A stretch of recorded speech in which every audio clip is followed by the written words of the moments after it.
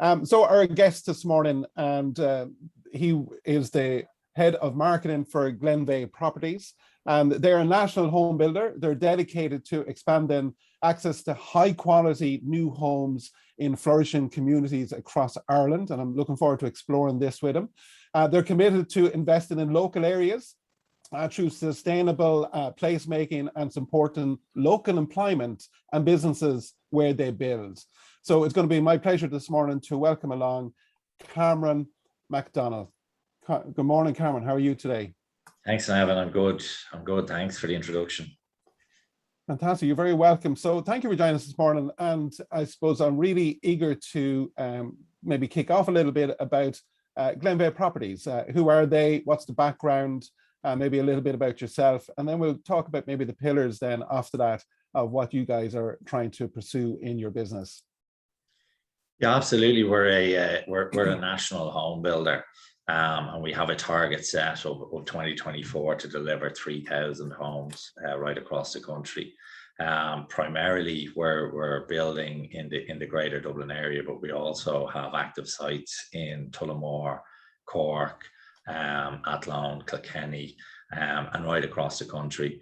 And I think you mentioned just around that access piece. I think 72% of our homes are under the affordable medium. So we have a focus on primarily delivering homes where we can to first-time buyers at affordable prices. Fantastic. And I know from looking at the website, you're focused a lot on local communities. So tell us a little bit about that. What's your focus there, and how is that helping your business? Yeah, as part of a number of projects, we've done a lot of research. I think that home buying is primarily driven by the old adage of location. But actually, when you dig into that a little bit deeper, it really comes down to community. And if you think of how far we've kind of come, and when I grew up, that piece around community, particularly as we buy homes, may be lost, but we tend, as new developments, to bring people into communities that are traditionally in the same life stage. So as a business, through our sustainability agenda, obviously coming into communities, we've decided to invest quite heavily in that area. And I think as a brand that builds in communities and comes in, it's important and essential that we do that. So under our sustainability pillars, one of them is around building sustainable communities. And the start of this year, as much as we possibly could, given COVID, we put a real focus on that. And we have key investment pillars right across communities: sustainability, health and well-being, education, sports and fitness. And what we try to do is find things in communities and local businesses and opportunities where we can improve the lives of the residents and the wider community. So that's been a fairly successful part of initiative that we've rolled out this year. Good. And so when you're getting involved, I noticed on your website that you encourage your staff to volunteer and support in local communities. I mean, that's really unusual. How did that come about, or what does that involve with your employees? I think actually traditionally, and as part of our pre-Glenveigh, a company called Bridgedale, and it was already in the DNA of the company in terms of how we behaved. And I think as we formalized and became a PLC, we wanted to keep them principles in the business. So the example of what we've done there was we created a policy internally where all of our staff members can have volunteer days that are connected to community. So a good example coming up, we have working with Jack and Jill in Tullamore and Newbridge, and we have Glenveigh staff going down to the charity shop to do a day of selling in an apprentice style version to raise money for charity. And in other ways, in Fingal, in Belgree Park in Tyrrellstown, the residents came to us there about regenerating a park. And we were able to take 20 to 30 of our own staff. We spent a week regenerating that park for the local community in Tyrrellstown. So lots and lots of different initiatives in that way. And as a business, then we're supportive of people activating in communities where it matters. And I suppose we're on a chamber chat here this morning. What has that meant for your business from obviously the client point of view, looking back at your business because you're involved in these things? Has it give you an uplift? Has it helped, build business down the road? Yeah, absolutely. I think it's as important for us to invest in communities as a brand perspective, but also to work locally with that local knowledge. I think it works both ways. So where we can, we will procure locally into our sites and support local businesses where we can, right across that into local media, things like that. So I think that becomes a two-way relationship where working with local people, you get all the benefits of that. And then as a business, it's obviously very good to be able to support the local economy. Cool. And you mentioned, the amount of affordable housing that you're building at the moment, and housing is such a big topic out in the environment at the moment. And one of the big things that seems to be coming up is the shortage in tradespeople. So how have you guys dealt with that situation over the last, 12 months and planning to go forward with it as well? Yeah, look, up to now, we've been both kind of quick to get back up and running as fast as possible. You mentioned the shortage, and I think as a country, it's important that we continue to build. We have a strong both on our people and subcontractor side in attracting people in terms of benefits and long-term contracts. But we're also now beginning to invest heavily in apprenticeships and working on our graduate program to get people in and bring them through Glenveigh at a much earlier age. So that's a big focus and a big investment, which will hopefully play into that longer term challenge of continuing to attract staff to the construction sector. So we'll do that through a kind of education program and then the availability of placements right across the business and all the professions in Glenveigh. Okay, and I notice you always try to employ locally as well, if you can. We do, and as part of this community engagement program, and we just launched a new corporate website, we'll have an always-on localized approach to procuring where we can. So let's say we're going to Tullamore, we'll start a campaign early in advance to try and bring as much local employment into them sites as we possibly can. And as a business, that's our focus to get local employment and to support the economies and where we're building, because that makes for better local economies, better places to live. So it's it's an important part of what we do. Cool. And another pillar that you work towards is sustainability. And I noticed on your website you call yourselves the leading sustainable home builder in Ireland, or sustainability builder of homes in Ireland. So tell us a bit about that. What does that actually involve? Where's that heading down the future? So I noticed that you put in EV chargers, cycle lanes, walking lanes when you're building your estates now. So tell us a bit more about the sustainability side of things.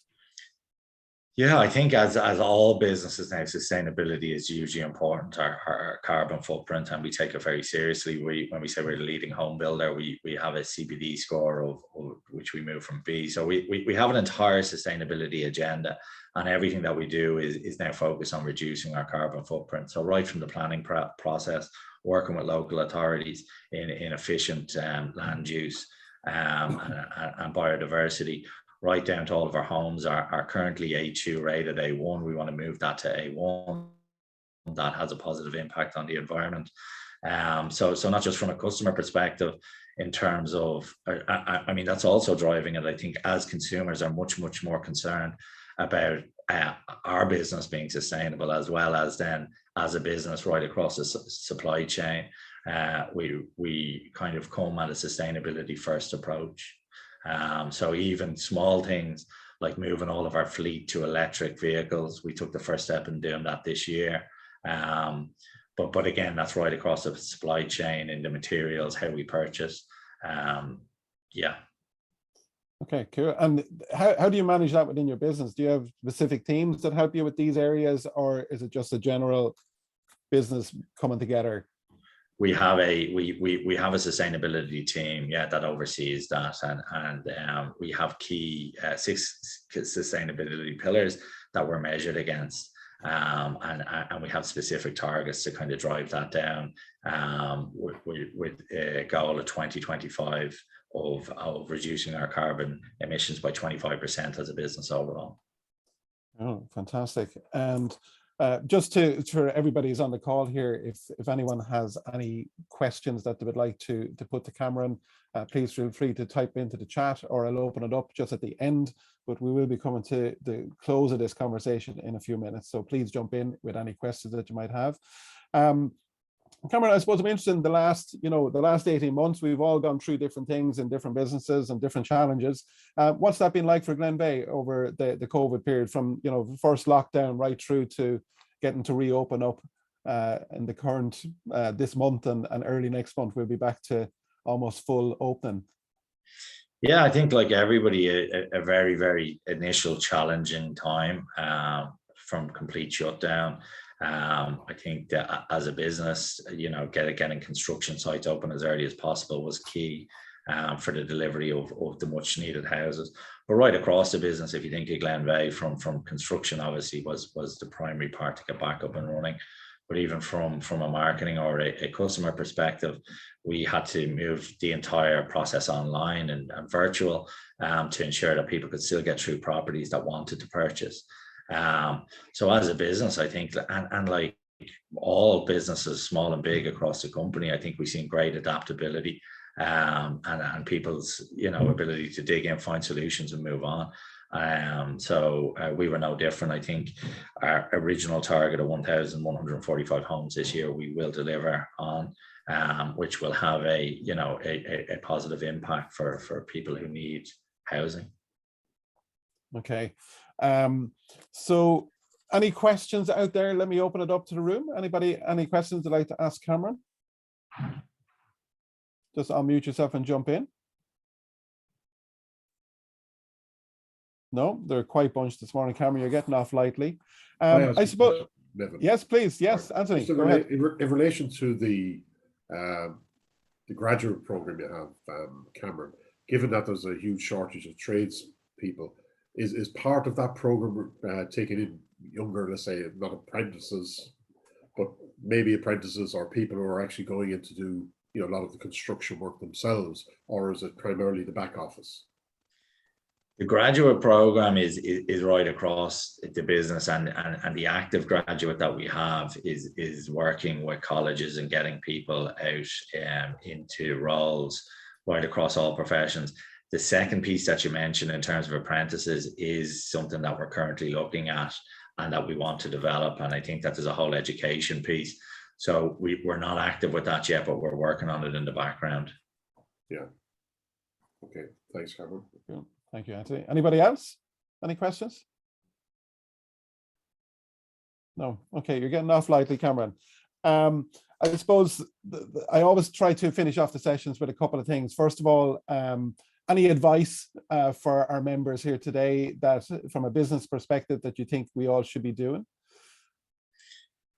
I think, I mean, like us all, is that adaptability piece. I think there's lots and lots of stories of how all businesses have had to adapt, and we've seen that, right through our own supply chain. And I think that's it.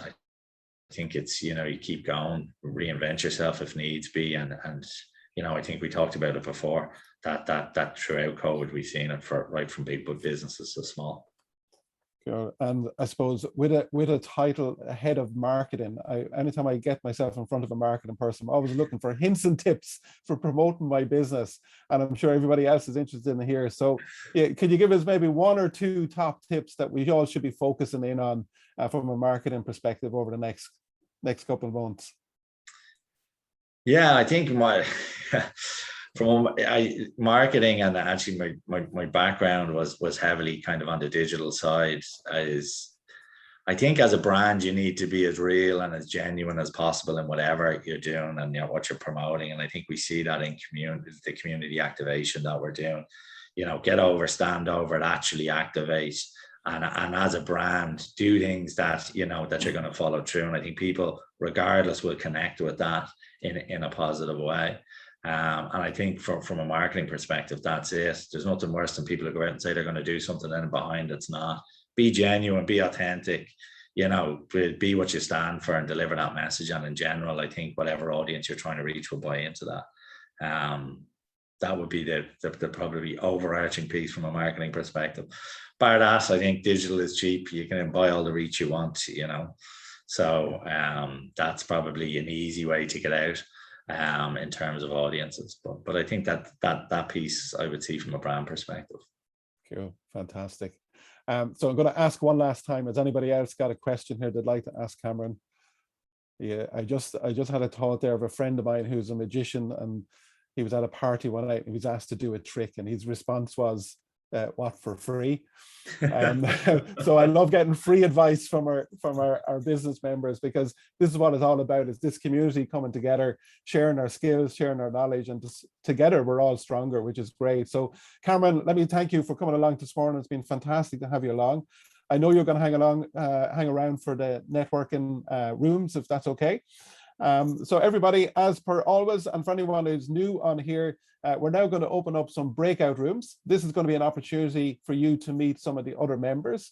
If you're not already a member, it's a great opportunity to maybe ask questions and hear a bit more about the benefits of being a member. And there's going to be 3 to 4 people in every room. We're going to do this for about 10 to 15 minutes. Then I will bring you back to the room. We'll do a switch and do a shuffle, and then you'll go into a new room and you'll have a new set of people with you. We'll get as many rounds as we can in before 10:30. At about 25 past 10, I'll bring you all back to the main room to close off the session. But as always, I will open a few rooms then after that for anyone that wants to hang around afterwards to meet around. So we'll open up 1, 2, 3, or 4 rooms, and then you could agree to meet with someone back in room 2 or room 3, and that way you can continue your conversation on here today. So I'm going to open up the breakout rooms now, and I hope you have some great conversations, and just they're open now.